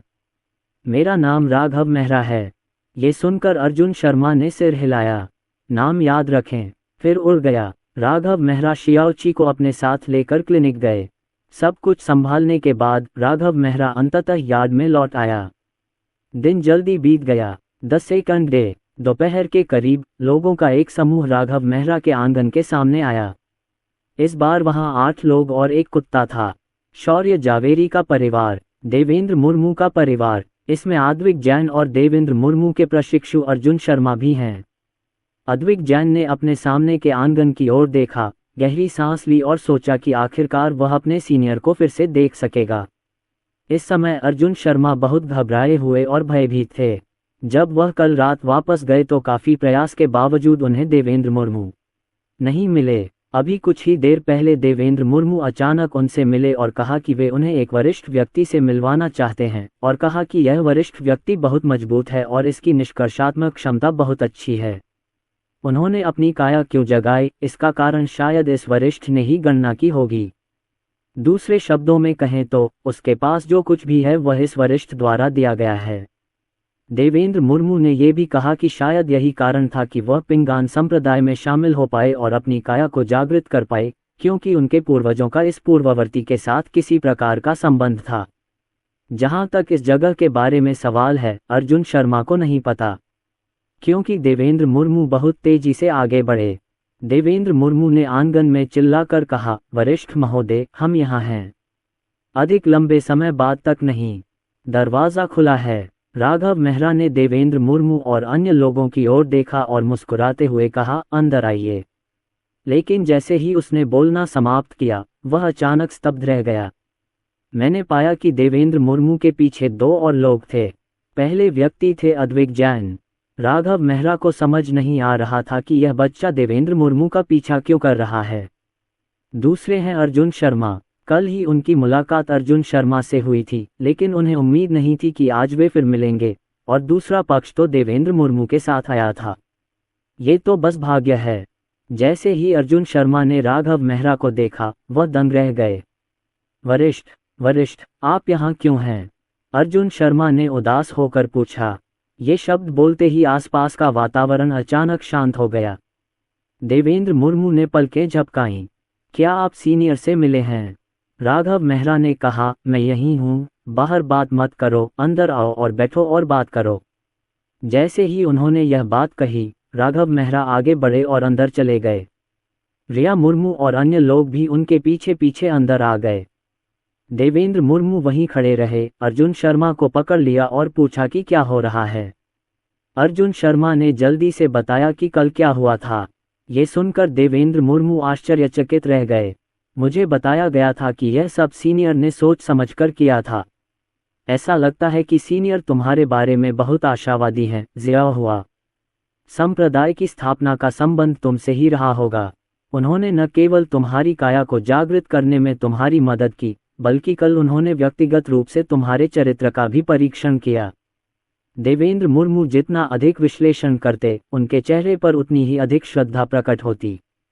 जैसे ही अर्जुन शर्मा ने सुना, उनके चेहरे पर गहरे सम्मान का भाव उभर आया। सीनियर बहुत बढ़िया है। सब कुछ गणना कर लिया गया है। यहाँ तक कि मेरी दादी से मिलने की भी योजना बनाई गई थी। अर्जुन शर्मा ने निगल लिया और यार्ड की ओर देखा। कुछ क्षण भावुक होने के बाद दोनों आंगन में प्रवेश करने लगे। रिया मुर्मू और अन्य लोग पहले से ही आंगन से परिचित थे, इसलिए अंदर प्रवेश करते समय उन्हें ज्यादा आश्चर्य नहीं हुआ। अद्विक जैन और अर्जुन शर्मा अंदर आते ही दंग रह गए। एक के बाद एक शक्तिशाली प्राणियों को देखना, उन भयानक आभाओं को महसूस करना। अचानक उन दोनों को महसूस हुआ कि उनके कदम बहुत भारी हो गए हैं। यह ऐसा था जैसे पिघले हुए शीशे में डाल दिया गया हो। एक कदम आगे बढ़ना कठिन है। इस समय अनिका सूरी पहले से ही खाना बना रही थी और अंदर से सुगंध आ रही थी। देवेंद्र मुर्मू और अन्य लोगों ने चेहरे पर संतुष्टि के भाव के साथ धीरे से सूंघा। जब अद्विक जैन और अर्जुन शर्मा को इसकी गंध आई तो उन्हें ऐसा लगा जैसे उनके सिर पर डंडे से वार किया गया हो। यह क्या चल रहा है? उन्होंने पाया कि उनकी खेती में थोड़ा सुधार हुआ है। हालांकि यह बहुत ज़्यादा नहीं है, लेकिन मैं इसे स्पष्ट रूप से महसूस कर सकता हूँ। ये भयानक है, बस थोड़ी सी खुशबू ऐसी है। इस समय उन्होंने आंगन का एक कोना भी देखा। वहाँ ज़मीन के 3 टुकड़े हैं। ये देखकर सभी लोग वहीं रुक गए। अभी भी लगभग 12 बजे तक वहाँ की ज़मीन को देखकर देवेंद्र मुर्मू और अन्य लोग हैरान रह गए। हालांकि देवेंद्र मुर्मू को पता था कि वहाँ तरबूज उगाए गए हैं, फिर भी जब उन्होंने इसे देखा तो उनके सिर में झुनझुनी होने लगी, क्योंकि वहाँ सिर्फ तरबूज का खेत ही नहीं है, और स्ट्रॉबेरी का एक टुकड़ा, और अनानास। सबसे भयावह बात यह है, स्ट्रॉबेरी और अनानास लोगों को तरबूज जैसा ही एहसास देते हैं। केवल स्ट्रॉबेरी ही तरबूज जितनी मजबूत नहीं होती। और ऐसा कब से हो रहा है? कुछ समय पहले ही देवेंद्र मुर्मू शिष्यों की भर्ती पर रिपोर्ट देने के लिए यहाँ आए थे। उस समय राघव मेहरा और अनिका सूरी ने जमीन पर खेती करना शुरू ही किया था। यह एक चमत्कार है। राघव मेहरा घर वापस चले गए। इस समय मेज पर कई व्यंजन रखे गए हैं। देवेंद्र मुर्मू और अन्य लोग भी वहां पहुंचे। जब उन्होंने मेज पर स्वादिष्ट व्यंजन देखे तो उनकी आंखें लगभग जमीन पर गिर गईं। वरिष्ठ, क्या आप हम सबको एक साथ उड़ान भरने पर मजबूर करना चाहते हैं? क्या ये सचमुच ठीक है? हमें डर है कि यदि हम बहुत अधिक सफलताएं हासिल कर लेंगे तो हमारी नींव अस्थिर हो जाएगी। समय गुजर जाता है। राघव मेहरा और अन्य लोगों ने अपना भोजन समाप्त कर लिया, और इस समयावधि के दौरान ब्लैक ड्रैगन हर समय बाहर ही रहा। वह केवल देवेंद्र मुर्मू और अन्य लोगों को खाते हुए देख सकता था और बहुत ईर्ष्या महसूस कर रहा था। आखिरकार यह इस समय कुत्ते में बदल गया है और इसे खाया नहीं जा सकता। वैसे भी ये बहुत निराशाजनक है। भोजन के बाद राघव मेहरा को बहुत अजीब सा महसूस हुआ। उन्होंने पाया कि देवेंद्र मुर्मू और अन्य लोगों की भूख बहुत असामान्य थी। वहाँ बहुत सारे व्यंजन थे, लेकिन देवेंद्र मुर्मू और अन्य लोगों ने ज़्यादा नहीं खाया। अब मुझ में वह ऊर्जा नहीं रही जो पहली बार यहाँ खाना खाने आने पर थी। क्यों इस बार का खाना तुम्हें पसंद नहीं आया? राघव मेहरा ने अजीब लहजे में कहा। उन्होंने सोचा कि इस बार का खाना विशेष रूप से स्वादिष्ट था। तस अनिका सूरी की शिल्पकला बहुत बढ़िया है। उसने इतना खाया कि उसका पेट भर गया। अनिका सूरी ने देवेंद्र मुर्मू और अन्य लोगों की ओर देखा। उनकी आंखें घूम रही थीं। देवेंद्र मुर्मू और अन्य की स्थिति इस समय बहुत अच्छी नहीं है। उन्होंने लगातार कई सफलताएं हासिल की हैं और उनकी नींव थोड़ी अस्थिर है। रिया मुर्मू, अद्विक जैन और अर्जुन शर्मा ठीक थे, बस थोड़े अस्थिर थे। जहां तक देवेंद्र मुर्मू, रोहन मुर्मू और अन्य लोगों का सवाल है, तो इसे पचाने में शायद काफ़ी समय लगेगा। राघव मेहरा की बात सुनकर देवेंद्र मुर्मू का मुंह खुला का खुला रह गया। उसे नहीं पता था कि क्या हो रहा है, लेकिन इस बार एक काटने के बाद सफलता की गति और भी अधिक भयावह थी। यह उससे भी अधिक डरावना है जब मैंने इसे पहली बार खाया था। वह मूलतः आत्मा विच्छेदन क्षेत्र के शिखर पर था, लेकिन अब वह विलय क्षेत्र के मध्य चरण में पहुंच चुका है। उन्हें लग रहा था कि अगर वे आगे बढ़ते रहे तो शुरू से जमा की गई कमजोर नींव ढह जाएगी। तब तक उसकी साधना और शक्ति पूरी तरह से असंगत हो जाएगी। इसलिए उसने उसे खाने की हिम्मत नहीं की। मैंने अपनी साधना को सुदृढ़ करने के लिए कुछ समय लेने का निर्णय लिया। वरिष्ठ, मेरा पेट भर गया है, देवेंद्र मुर्मू ने व्यंग्यात्मक मुस्कान के साथ कहा। रोहन मुर्मू और अन्य लोगों ने भी ऐसा ही किया और कहा कि वे अब और कुछ नहीं खा सकते। हालांकि राघव मेहरा को आश्चर्य हुआ, लेकिन उसके पास ये शब्द सुनने के अलावा कोई विकल्प नहीं था। ये देखकर कि उन्होंने ज़्यादा खाना नहीं खाया, राघव मेहरा को लगा कि उसने उनके साथ अच्छा व्यवहार नहीं किया। ये सोचकर कि उन्होंने उसकी कितनी मदद की थी, उसने एक पल सोचा और कहा, मैं अब और नहीं खा सकता, कुछ फल खा लूं। ये सुनकर अनिका सूरी की आंखें सिकुड़ गईं। मेरा दिल बैठ गया। राघव मेहरा की बात सुनकर देवेंद्र मुर्मू ने जल्दी से हाथ हिलाया। वरिष्ठ, कोई ज़रूरत नहीं, हम सचमुच अब और नहीं खा सकते। रोहन मुर्मू और अन्य लोगों ने भी ऐसा ही किया और हताश होकर अपना सिर हिलाया। ऐसा लग रहा था कि अगर वह और खाएगा तो पेट भर जाने से मर जाएगा।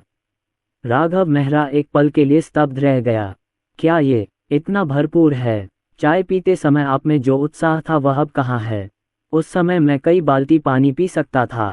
अनिका सूरी ने देवेंद्र मुर्मू और अन्य लोगों को हाथ हिलाते और सिर हिलाते हुए देखा और ऐसा लग रहा था जैसे उनकी साजिश सफल हो गई हो। ऐसा लगता है कि उसकी पाककला कौशल व्यर्थ नहीं गई। राघव मेहरा ने अपने होंठ भींच लिए और फिर अचानक उनके दिमाग में एक विचार कौंधा और उन्होंने कहा, क्या आप सभी को मेरा संगीत सुनना पसंद नहीं है? क्या मैं आपके लिए कुछ गाने बजाऊं? ये सुनकर देवेंद्र मुर्मू फिर चौंक गए और जल्दी से अपना हाथ और सिर हिलाया। हर कोई राघव मेहरा के सामने झुकना चाहता है। सीनियर, हमें अब इसकी सचमुच कोई ज़रूरत नहीं है। यदि हम आगे बढ़ते रहेंगे तो हमारी नींव अस्थिर हो जाएगी। ये देखकर कि उन्होंने इतनी दृढ़ता से इनकार कर दिया, राघव मेहरा संदेह से भर गया। आज आपके साथ क्या हुआ? खाने से थक गए? राघव मेहरा को समझ नहीं आ रहा था कि देवेंद्र मुर्मू और अन्य लोगों को कैसे अधिक लाभ दिया जाए। उन्होंने कहा कि देवेंद्र मुर्मू और अन्य लोगों को ये चीज़ें विशेष रूप से पसंद हैं। चाय कैसी रहेगी? क्या खाने के बाद चाय पीना ठीक है? एक कहावत है कि जब तक पेट भर न जाए तब तक खाओ, लेकिन जब तक पेट न भर जाए तब तक पियो। ये सुनकर देवेंद्र मुर्मू और अन्य लोगों ने हमेशा की तरह सिर हिलाकर मना कर दिया। लेकिन अचानक उन्हें लगा कि चाय पीने से उनकी खेती में सुधार नहीं होगा। इसका उद्देश्य आध्यात्मिक जड़ों को बेहतर बनाना है। अचानक उन्होंने अपनी चाल बदल दी और चावल पर चोंच मारते चूजों की तरह सिर हिलाया। राघव मेहरा ने उन्हें ऐसे देखा और एक गहरी सांस ली। लगता है आप लोग अभी भी चाय पीना पसंद करते हैं, हाँ हाँ। राघव मेहरा को खुशी महसूस होती थी जब तक वह उन्हें कुछ ऐसा दे पाता था जो उन्हें पसंद होता था। और इस मामले में अंततः वह कुछ उपचारात्मक गोलियां उधार मांगने का साहस कर ही लेगा। राघव मेहरा चाय बनाने गया और इस बार उसने फिर से कुछ वुल्फबेरी ले लीं। पुरुषों, कमजोर मत बनो। चाय बनाने के बाद राघव मेहरा ने सावधानीपूर्वक उनके लिए चाय डाली। राघव मेहरा उन्हें एक के बाद एक कप पीते देख बहुत खुश हुए। चाहे वे चाहें या नहीं, उसने इस बार उन्हें पीने के लिए कुछ बाल्टी पानी देने का निर्णय लिया। जब तक उन्हें उल्टी न हो जाए तब तक पीना ठीक है। आखिरकार देवेंद्र मुर्मू और अन्य लोगों को पेट फूलने जैसा महसूस हुआ। अब जाने का समय हो गया है। राघव मेहरा ने उन्हें बाहर भेजा। इस समय उन्होंने जमीन के 3 टुकड़ों की ओर देखा और सुझाव दिया, क्या आप श्रीमान गोंग कुछ फल वापस ले जा सकते हैं? यदि आप इसे पूरा नहीं कर सकते तो आप इसे घर ले जा सकते हैं। राघव मेहरा के अचानक कहे गए शब्दों को सुनकर अनिका सूरी, जो खड़ी थीं, अपना संयम खो बैठीं। ये सुनकर देवेंद्र मुर्मू की आंखें चमक उठीं। असली देवेंद्र मुर्मू खुद को पूछे बिना नहीं रह सके। राघव मेहरा ने मुस्कुराते हुए कहा, खाना है तो ले आओ। मैं भी ज्यादा नहीं खाता, सिर्फ अनिका सूरी ही खाएगी और वो इतना नहीं खा सकती। जब अनिका सूरी ने ये सुना तो वह रो पड़ी। भाई, मैं बहुत खाता हूँ। देवेंद्र मुर्मू सिर हिलाना चाहते थे। हालांकि इस समय उसने पाया कि उसके पिता के हत्यारे को देखने वाली एक जोड़ी आंखें उस पर गिर रही थीं। उसने पलकें झपकाईं और अनिका सूरी की ओर देखा। अनिका सूरी मुंह बनाकर घूर रही थी। अनिका सूरी को असंतुलित महसूस हुआ। देवेंद्र मुर्मू और अन्य लोगों को फल खाने से रोकने के लिए उन्होंने एक भरपूर दोपहर का भोजन तैयार किया, लेकिन उन्होंने कभी नहीं सोचा था कि इसका अंत इस तरह होगा। देवेंद्र मुर्मू ने बड़ी मुश्किल से निगला, फिर जल्दी से अपना सिर हिलाया और हाथ हिलाया। कोई ज़रूरत नहीं सीनियर, हमें इसे खाना पसंद नहीं है। ये सुनकर राघव मेहरा दंग रह गया। खाना पसंद नहीं है, ठीक है। वैसे मिस्टर गोंग, मैं आपसे कुछ मदद मांगना चाहता हूँ। ये कहते हुए राघव मेहरा ने शर्मिंदगी से अपना सिर खुजलाया। बेझिझक बोलिए सीनियर, देवेंद्र मुर्मू ने जल्दी से कहा। राघव मेहरा खांसते हुए बोले, मिस्टर गोंग, क्या आप मुझे तीसरी या चौथी श्रेणी की कुछ उपचारात्मक गोलियां उधार दे सकते हैं? राघव मेहरा की बात सुनकर देवेंद्र मुर्मू एक पल के लिए स्तब्ध रह गए। तीसरी या चौथी श्रेणी की उपचार गोली? सीनियर, आपको ये कबाड़ किस लिए चाहिए? लेकिन उसने नहीं पूछा। ये कहना कठिन है कि सीनियर के पास कोई नई योजना है या नहीं, इसलिए उन्होंने जल्दी से कुछ बोतलें निकाल लीं। वरिष्ठ, ये तीसरी श्रेणी की उपचार गोली है, ये चौथी श्रेणी की उपचार गोली है, और मेरे पास 5वीं श्रेणी की भी है, या उससे भी ऊपर की। देवेंद्र मुर्मू ने गंभीरता से कहा। ये सुनकर राघव मेहरा की आंखें चौड़ी हो गईं। अरे मिस्टर गोंग, आप इतने अमीर हैं।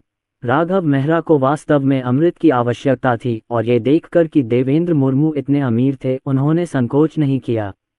अधिक से अधिक, जब वह भविष्य में कुछ हद तक खेती कर लेगा तो वह पर्याप्त धन कमाकर देवेंद्र मुर्मू को लौटा सकेगा। दरअसल राघव मेहरा ने कभी नहीं सोचा था कि राघव संप्रदाय उनका है। उनकी राय में सब कुछ देवेंद्र मुर्मू का था। वह एक ऐसे व्यक्ति हैं जो चीज़ों का स्पष्ट हिसाब रखते हैं, तथा वह एक विशिष्ट प्रकार के व्यक्ति हैं जो दयालुता की एक बूंद का बदला कृतज्ञता से चुकाते हैं। गोलियां प्राप्त करने के बाद राघव मेहरा मुस्कुराए और देवेंद्र मुर्मू तथा अन्य लोगों को बाहर भेज दिया। लेकिन कुछ कदम चलने के बाद राघव मेहरा को पता चला कि देवेंद्र मुर्मू काला कुत्ता लाना भूल गए हैं। मिस्टर गोंग, क्या आप इस काले कुत्ते को अपने साथ नहीं ले जाएंगे? राघव मेहरा काले कुत्ते से दूर चला गया। वह अभी भी राक्षसों से काफी डरता है। आखिरकार उसने अभी तक खेती नहीं की है। ये सुनकर देवेंद्र मुर्मू बोले, हमने पहले ही शिष्य को स्वीकार कर लिया है और इसे आपको वापस किया जा सकता है, और यह आपके साथ रहना भी चाहता है। इतना कहकर देवेंद्र मुर्मू मुस्कुराए। काला ड्रैगन यहाँ बेहतर सफलता हासिल कर सकता है। वह ब्लैक ड्रैगन का भाई बन गया है और ब्लैक ड्रैगन के बारे में बहुत सी बातें जानता है। राघव मेहरा का मुंह फड़क उठा और उन्होंने कहा, मिस्टर गोंग, मैं पूछना चाहता हूँ, क्या यह मजबूत है? ये सुनकर देवेंद्र मुर्मू को लगा कि राघव मेहरा उनकी परीक्षा ले रहा है। काला अजगर पहले से ही उसके लिए शक्तिशाली था। हालांकि वह जानता था कि काले ड्रैगन के शरीर में ड्रैगन सार था और यह निश्चित रूप से भविष्य में एक असली ड्रैगन बन जाएगा। उसे लगा कि उसका सीनियर शायद इस मामले में उसकी परीक्षा ले रहा है। मैं देखना चाहता हूं कि क्या वह काले ड्रैगन की विशेषता देख सकता है। इसलिए उन्होंने निर्णायक ढंग से सिर हिलाया। मजबूत, बहुत मजबूत। राघव मेहरा ने पलकें झपकाईं, फिर पूछा, क्या ये लोगों को खाता है? यदि यह इतना शक्तिशाली होता तो वह और भी अधिक भयभीत होता। ये सुनकर देवेंद्र मुर्मू हंसे और बोले, इसने कभी इंसानों को नहीं खाया और हमेशा से शाकाहारी रहा है। सीनियर, इसने चुपके से आपको ये भी बताया था कि यह बौद्ध धर्म में विश्वास करता है। ये सुनकर राघव मेहरा दंग रह गया। शाकाहारी? क्या आप बौद्ध धर्म में विश्वास रखते हैं? अरे, क्या यह अभी भी एक राक्षस है? सचमुच? राघव मेहरा ने पूछा। देवेंद्र मुर्मू को लगा कि यह सच है और ब्लैक ड्रैगन उनसे झूठ नहीं बोलेगा।